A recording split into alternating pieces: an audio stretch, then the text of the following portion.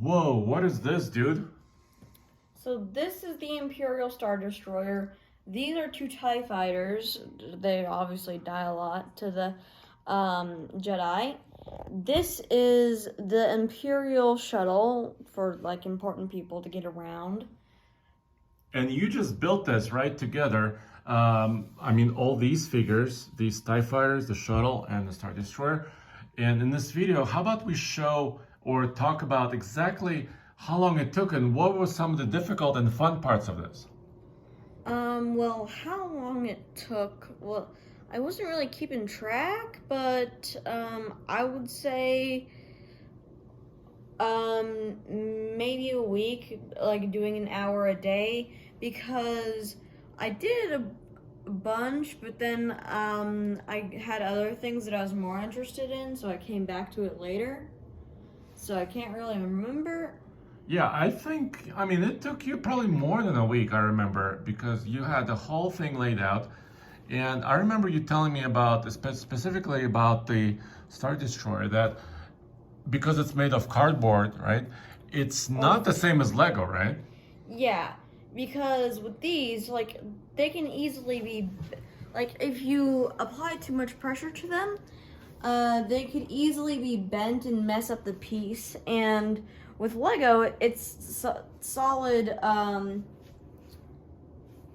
Just solid connections, yeah, right? yeah, it just solid and goes together all the time. It's easy connection. This, you could easily screw up, maybe rip off some of like the texture.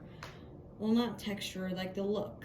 Yeah, the look of it, because sometimes you have to use those connectors, right? On top of it. So tell me about the structure of this. I mean, how many pieces? This was hundreds of pieces, right? It's definitely not as much as some complicated Lego builds, but it's like 300, maybe 400 pieces.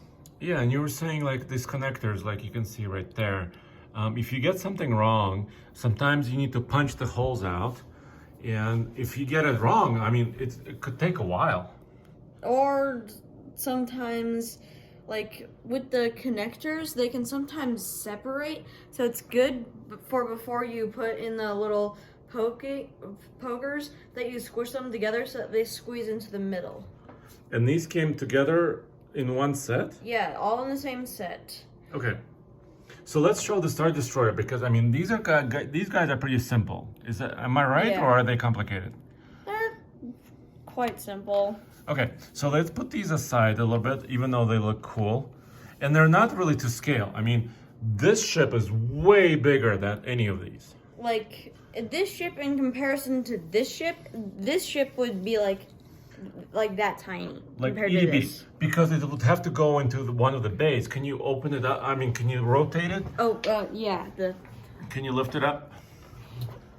from shows, I'm pretty sure I remember this has like a tractor beam or like a drop-off area where they can sometimes abduct people who are just like the good guys in the movie.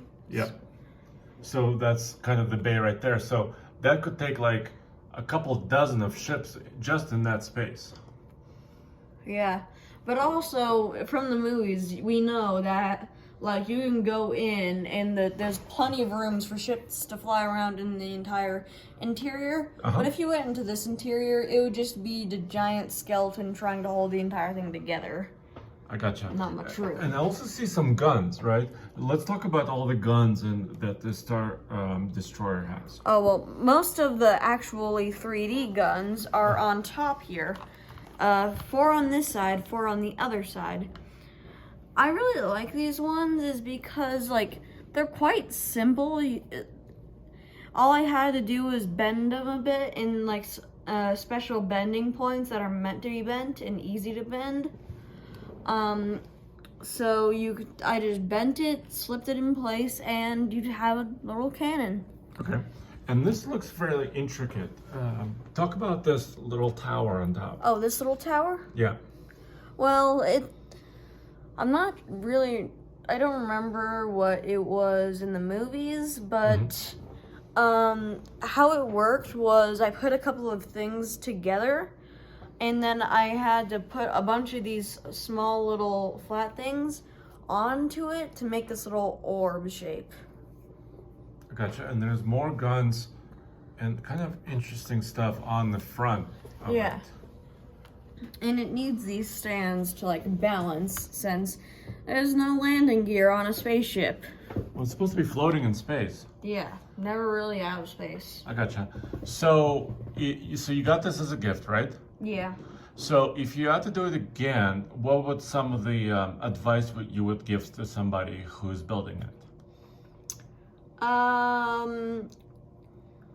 Make sure that you're putting in the right piece in the instructions, because I made that mistake once when a piece looked so similar that I accidentally put it in the wrong spot.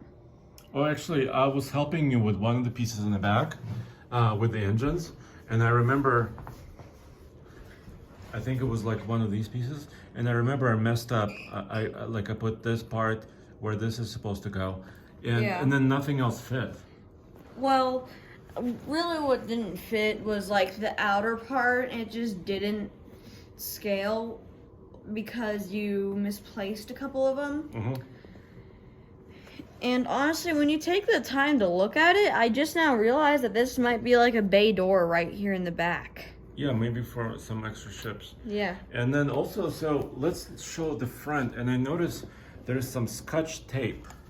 Oh. Why is there tape right there? Well, it's because some of these flat things, well, okay, so first off, some of these pegs that go through are longer so that you can put a second plate on top.